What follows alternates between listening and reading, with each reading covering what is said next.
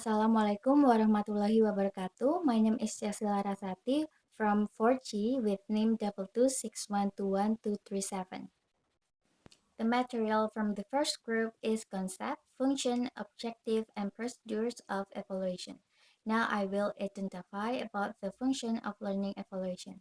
The first one is providing information that is used as a basis for making policies and decisions in the field of education and teaching.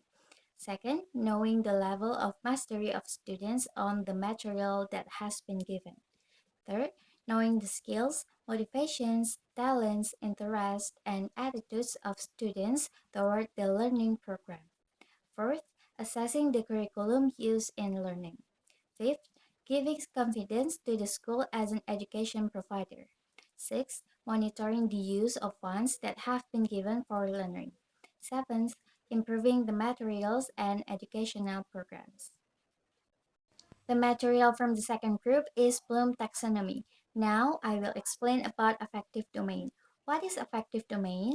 Affective domain contains behaviors that emphasize aspects of feelings and emotions, such as interest, attitudes, appreciation, and ways of adjusting oneself.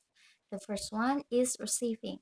At this level, students actively pay attention and perceive information presented to them, whether through listening, reading, or observing. The example is a student listen attentively in class. Second one is responding. After receiving information, students demonstrate engagement by participating in discussion, following instruction, or answering questions, showing their understanding and reaction to the content. For example, is they participate actively in discussion. Next is valuing. Students begin to attach personal significance to certain concepts or behaviors, developing attitudes, beliefs, and values. They start to appreciate the importance of honesty, respect, or other virtues, reflecting on their personal significance. For example, is they start recycling at home. Fourth, organizing.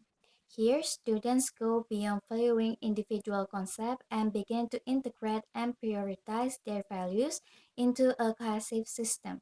They reflect on their beliefs, making decisions, and forming judgment based on their internalized values. For example, is they prioritize honesty in all situations. And last but not least is characterizing. At the highest level, students consistently demonstrate their internalized values through their action and behavior. Their values become a fundamental part of their character, having their interaction and decision in various contexts. For example, is they consistently show kindness to classmates. The material from the third group is type of test, strength and weakness of each test. Now I will explain about oral test. Oral test is a test whose implementation is carried out by holding question and answer directly between educator and students. There is four strengths and three weaknesses.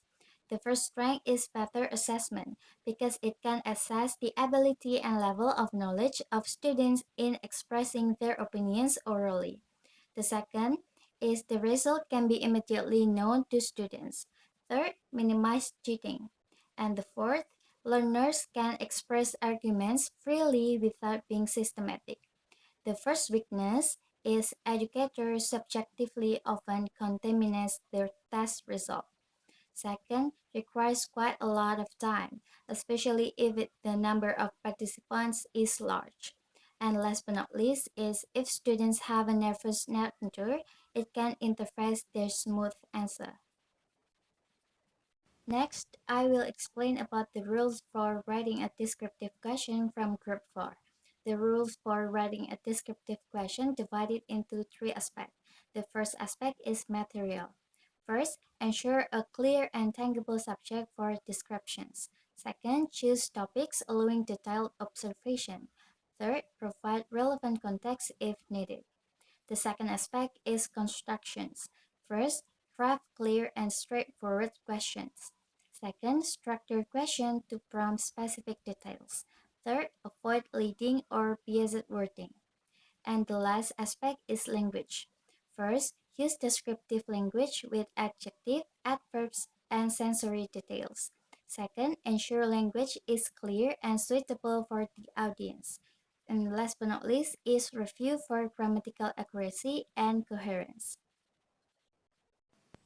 And last but not least, I will explain about reliability from group 5. Reliability means that a test gives a consistent result each time it's taken. If a test is reliable, it will show similar scores when given to the same group of people under the same condition. There is three types of reliability.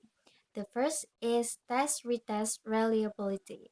This assesses whether the same test administered at two different times produce similar results.